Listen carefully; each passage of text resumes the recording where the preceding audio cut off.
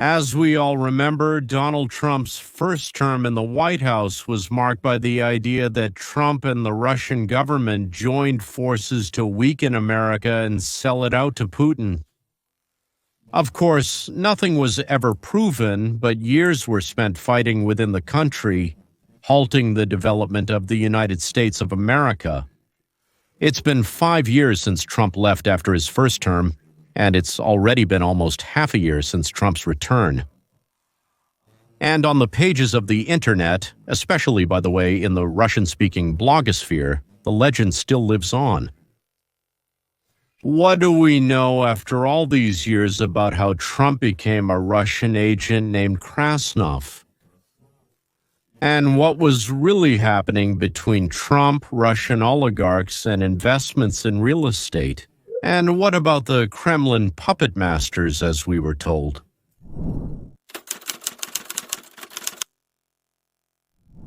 Is Trump really a puppet of Russia and an obedient tool in the hands of a criminal Kremlin gang? By the way, at the end there will be a very interesting story about Musk and his party. You haven't heard anything like this before? So, they want you to think about this, for you to consider this story. Obama's report on Trump's collusion with Russia was corrupt from the very beginning. According to the CIA review, the CIA conducted an investigation into where this idea came from, who was promoting it, who participated, and who actually benefited from it. Let's get started. Let's go straight to the source, all right? CIA Director John Radcliffe reports here that Brennan, Clapper, and Comey manipulated intelligence and silenced seasoned professionals, all for the purpose of hurting Trump. Thanks to the seasoned CIA officers who participated in this review and revealed the facts. Now the whole world can see it. Let's read. This is straight from the CIA itself. Honestly, we've never shared a CIA link before. Never in the entire history of this show have we said, hey, go to and read this. That's cool, period. Here it is for the first time in history. CIA Director John Radcliffe declassified an internal review of the methods used in the 2016 election for the intelligence community to promote analytical objectivity and transparency. Wow. What's in this release? These are urgent messages that were published late last night. Gentlemen, this is happening right now in real time. The names have been revealed of those who deceived America for 4 years, who stopped the country's development, who rang the bells and shouted, "We have a traitor in the White House," a traitor, an agent of an enemy country, a man who should be arrested, not leading our country. And millions believed them, but they lied, and then, to top it all off, lied even more. CIA Director John Radcliffe, Declassified. At the beginning of this year, John Radcliffe instructed agency staff with many years of experience to conduct an analysis of the lessons learned from the procedures and analytical methods used in the preparation. Assessments by the intelligence community conducted shortly after the 2016 election. Today, Director Radcliffe declassified these findings for review. A review of the working methods revealed several procedural anomalies during preparation. The 2016 intelligence community assessments are once again decoded as intelligence community assessments. For example, tight deadlines, uneven access to classified information, marginalization of the National Intelligence Council, and excessive involvement of agency heads. The review notes that adherence to the established analytical process and strict professional standards is extremely important to ensure the credibility, objectivity, and accuracy of CIA analysts' work. Director Radcliffe, quote, here it is. Agency leaders at the time created a politically tense environment that triggered an atypical analytical process on an issue of key importance to our democracy, says Director Radcliffe. During my tenure, I intend to ensure that analysts can provide unvarnished assessments free from political influence. To put it simply, the intelligence community and analysts did not follow their own protocols, but instead wrote things off the top of their heads without any evidence, while claiming that everything was 100% confirmed, but very secret. Because if this becomes known, it could compromise our sources, meaning our spies in the Russian government. So Brandon, Clapper, and Comey just steamrolled everyone to push a lie that they knew was a fabricated lie. Hillary Clinton dossier Parachagate with the golden shower. If you remember, I mentioned several times that Hillary Clinton's campaign, afraid that people would remind her of the reset, remember the button? Yes. With Lavrov and the sale of plutonium in Moscow, they came up with a way to frame Trump with his alleged ties to the Kremlin. And if you need a very quick introductory course on this issue, it's very simple. Hillary Clinton paid spies, Russian spies. This is a matter of absolute empirical fact. Read the Durham report and then read this report, please. But let me briefly summarize the essence. Hillary Clinton paid a fortune to Russian spies. How do I know this? Because Christopher Steele used Russian spies to get his information about Donald Trump. Christopher Steele paid Russian intelligence agents, dirty Russian spies, to provide disinformation about Donald Trump. There were Russians who rigged the election, and they did it through direct channels in our intelligence community. The Russians rigged the election in 2016. You decide, you put it out there. It's true because Hillary Clinton paid for it. So the statement that the Russians interfered in our election was true, but with one slight correction. This interference was commissioned, paid for, and then helped to be pushed through by Hillary Clinton. In the best traditions of her mobster husband and her own role as a fixer by any means necessary. Hillary Clinton hid these payments. Hillary Clinton was found guilty of hiding these payments. She had to pay a huge fine and got a real slap on the wrist from the Federal Election Commission. What I mean is, that's exactly how this operation worked. That's where the dossier came from. The dossier was so absurd and ridiculous that most journalists didn't even want to work with it. They literally tried to sell it to everyone.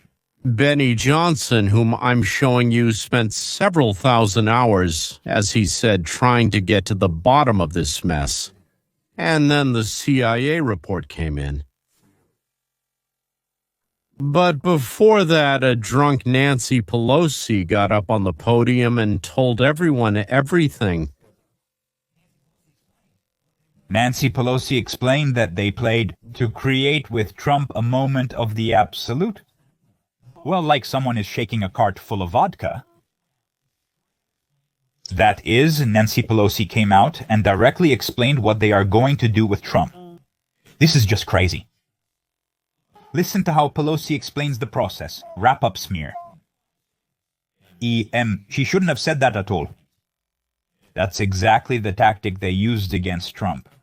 And here it becomes clear how the CIA fits perfectly into this scheme and why Brennan, Clapper, and Comey all need to go to jail. Listen to this.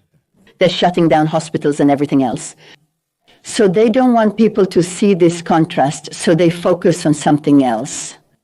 It's a distraction tactic. It's a self-fulfilling prophecy. You demonize, and then we call it wrap-up smear.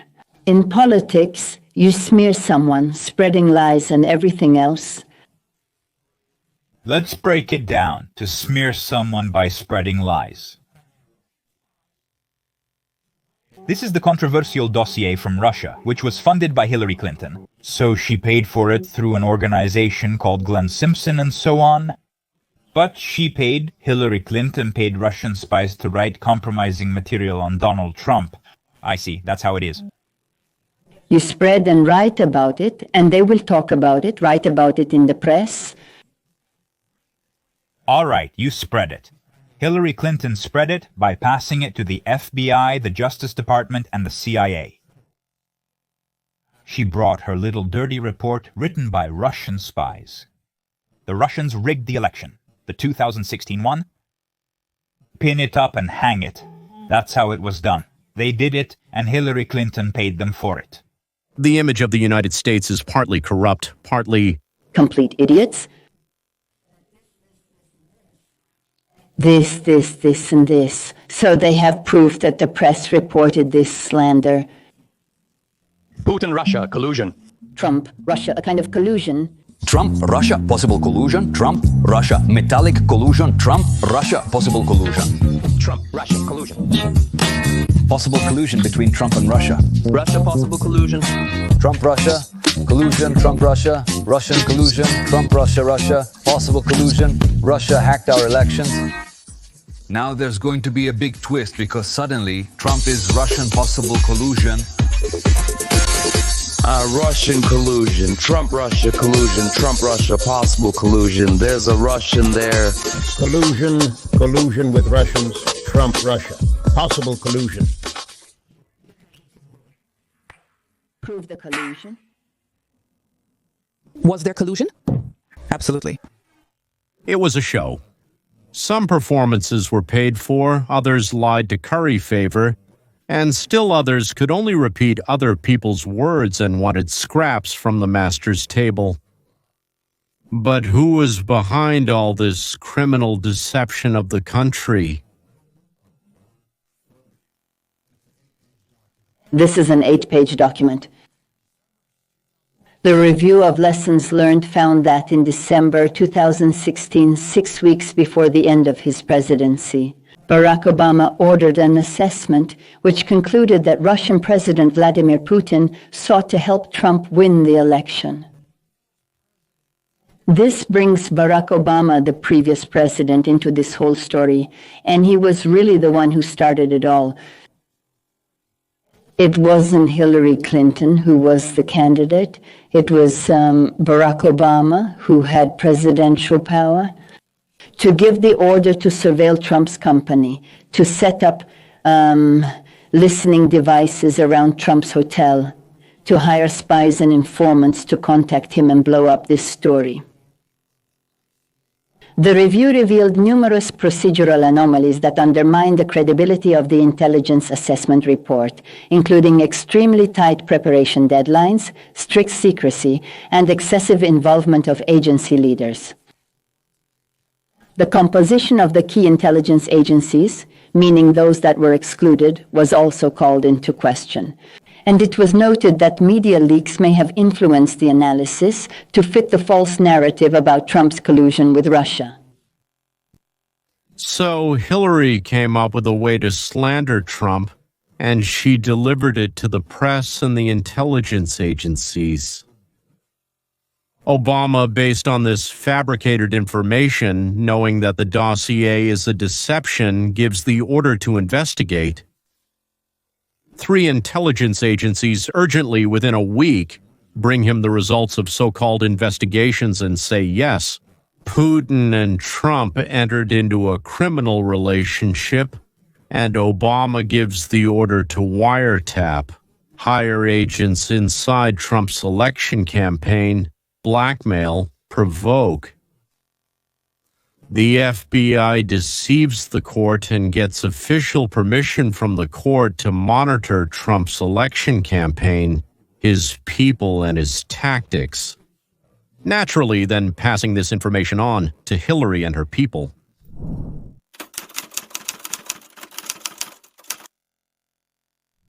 It's striking to me that this is day. I'm struck that it's now the 164th day of Trump's presidency. It's not even 200 days yet, and in the last few weeks, I think he's gone through one of the most extraordinary streaks any American president has ever had. And so, as an observer like myself, the question arises, what happens next? I mean, he still has 3.5 years left in his term, and he's already accomplished so much. So it's really impressive on a day like this when I think Republicans and the whole country should be celebrating. Because the main thing this one big, beautiful bill does is prevent the massive tax hike that was waiting for us at the end of this year. Now we never have to worry about that. because the tax rates set in 2017 are now permanently enshrined in law. And if the Democrats want to change them, they'll have to openly campaign for it. And Then Trump, I got all this from your column, ordered the B-2 bombers to strike Iran's nuclear weapons assembly line, closed the southern border, will sign the UBIBI law tomorrow, restarted the World Trade Order, introduced a basic tariff B, ended the Defense Intelligence Agency and SRT movements, restored women's and girls' sports, and agreed on a new defense spending target. NATO initiated aggressive litigation and achieved major victories in the Supreme Court, and also imposed sanctions against anti-Semitic campuses. By the way, he also oversaw the peace agreement between Rwanda and the Democratic Republic of the Congo. How do you compare these 6 months with your mind, briefly? A summary of 6 months of Trump's efforts as President of the United States. A second term like this has never happened before, and maybe it will never happen, or at least not for a very long time. Well, like you suggest, it's been 6 months. well, as you say, these 6 months have really been outstanding compared to the previous 6 months in recent times. He is changing the world, changing America, restructuring the American government, changing our political dynamics and coalitions. Just like Franklin Delano Roosevelt did, but he is a man of conservative populist views. He is almost like a reflection of Franklin Delano Roosevelt, or the other side of the coin. Franklin Delano Roosevelt created an administrative state that became so powerful that it may have even surpassed what Franklin Delano Roosevelt himself wanted. When you look at what Trump is doing, you see how Trump is trying to reverse the growth of the administrative state. I agree. What? Franklin Delano Roosevelt began to build a fascist centralized state based on the Italian model. Well, Mussolini's daughter, thank God. Franklin Delano Roosevelt did not manage to fully build it here, so to speak. But the infection had already been brought in, and the diseases of our society started from there. After Roosevelt, Ronald Reagan tried to maneuver within this semi-satirical world, and Trump is breaking it, while the Democrats are doing everything they can to protect fascism and a complete departure from common sense. So ingrained in America. The Democrats are in a huge amount of trouble. The Democrats ended up in huge trouble. They still haven't learned the lesson of 2024. You see how the Democrats are reacting to Trump's election for his second term in the first 6 months of his administration. They defend illegal immigrants like Kilmar, Abrevo Garcia, attack immigration and customs enforcement agents, and apologize for the violence on the streets of Los Angeles because of the immigration issue. They nominate a candidate from the Democratic Party. I don't even want to call him a democratic socialist. He's a Marxist-Leninist, Zakran Mamdan, whom the Democrats are nominating for mayor of New York, the biggest city in America. You see how the Democrats are acting completely inconsistently regarding Trump's mission in Iran, Operation Midnight Hammer, an outstanding success of American tactical operations. Power. And the Democrats don't know what to say. There are only 4 Democrats who said, yes, it was good that Donald Trump set back Iran's nuclear program by years. Period. You can count them on the fingers of one hand. So this is a party that doesn't know itself. It's incredibly unpopular. It lacks leadership. Hakeem Jeffries is not the person who will lead this party forward. Joe Biden reads paid speeches that nobody Listens to. Kamala Harris can't Make up her mind whether she wants. to run for governor of California or for president. And most importantly, nobody wants her to run for either of these positions. So it's a party without identity, without a mission. And I fear that those who take it over will be the worst radical socialists. That might actually be good for the Republicans, because I don't think America is ready to elect such an ideology, such radicalism to high office. But it's bad for the Democrats, for a long-standing great American political party. And it's also bad for the country if one of our 2 leading parties ends up being taken over by an ideologized, radicalized minority.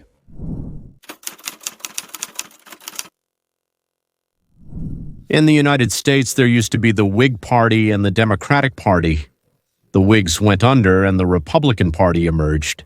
Now it seems like the Democrats are on the verge of collapse or turning into a party of extreme, fanatically ideological Marxists, whether Leninists or Trotskyists, which opens the way for the creation of a third force that could become an alternative to the Democrats. And it's possible that this has already started happening, but it doesn't look that way. That's why it's not perceived that way. The new party is presented as an alternative to the Republicans, but in reality, it might actually be a replacement for the Democrats. This morning, right after President Trump signed his major domestic policy bill, his former close ally Elon Musk announced the creation of a new political party. Musk, the richest person in the world, wrote on his social platform, "We live in a one-party system, not a democracy." Today, the America Party is being created to give you back your freedom. Elon Musk, the richest person in the world, says he plans to create a new political party in his adopted homeland, the United States. This statement came after his criticism of President Donald Trump's massive spending bill, which Musk says will lead America to bankruptcy. Musk was a strong supporter of Donald Trump during his presidential campaign and served as an advisor on reducing alleged government spending. Now Musk says he wants to challenge the entire United States political system. Thank you. He was the main fighter against spending under Donald Trump, pushing through United States government expenses as a special advisor to the president. Now, Elon Musk wants to disrupt America's political system by creating a new political party. What are Elon Musk's goals? Who will he compete with? And will he be like Ross Perot, the one who splits the right and gives victory to the left? Or will he serve as a catalyst for half of the Democratic Party to switch to him? And America, as he called his party, will become the second party in the United States two-party system. Do we know anything about his policies or what they will be like? Well, at the moment, we don't know that much. Presumably, he will support candidates who are running in the 2026 midterm elections. Now is the right time to start this candidate recruitment process. But in my opinion, Elon Musk's party could be called anti-Republican because it would likely hurt Republicans more than Democrats by drawing away an important segment of the electorate. Young, libertarian-leaning, technologically optimistic conservatives who admire Musk's anti-establishment stance and his entrepreneurial success. Right now, Elon Musk's brand is kind of about free speech, electric cars, and clean energy. However, it remains uncertain how this will materialize into actual candidates.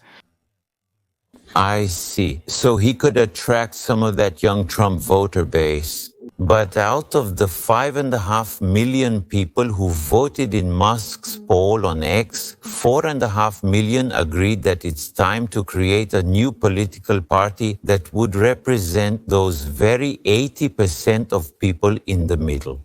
So that sounds like quite a significant portion. What do you think?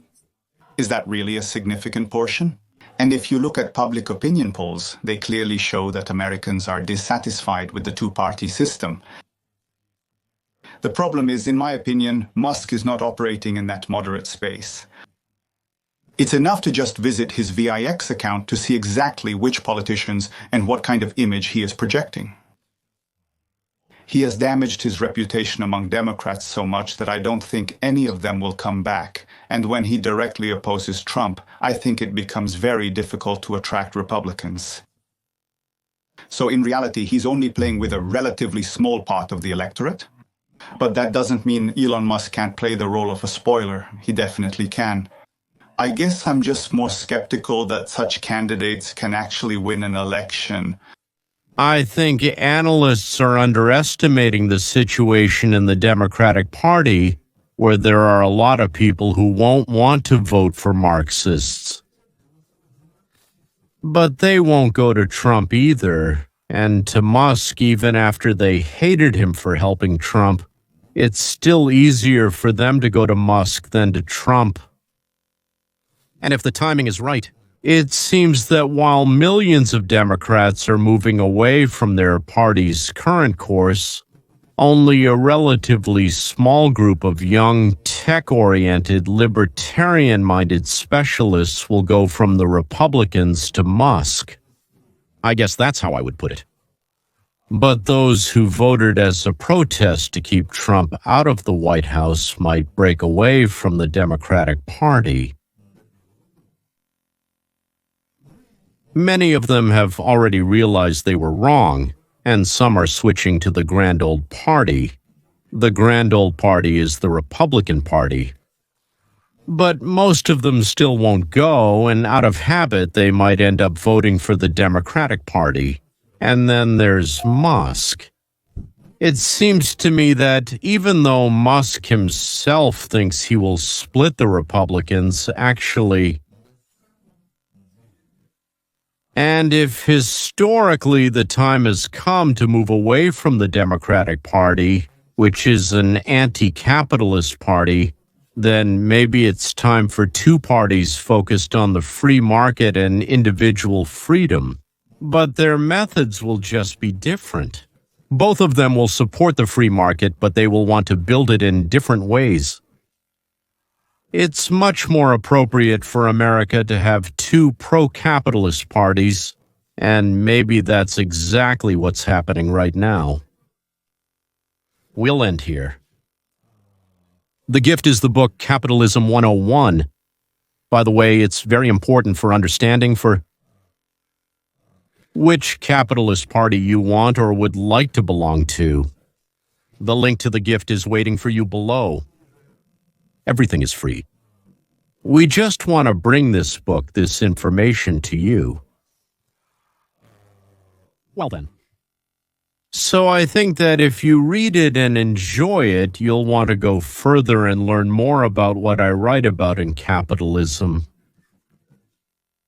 That's all for today. Goodbye. Until next time. Subtitles created by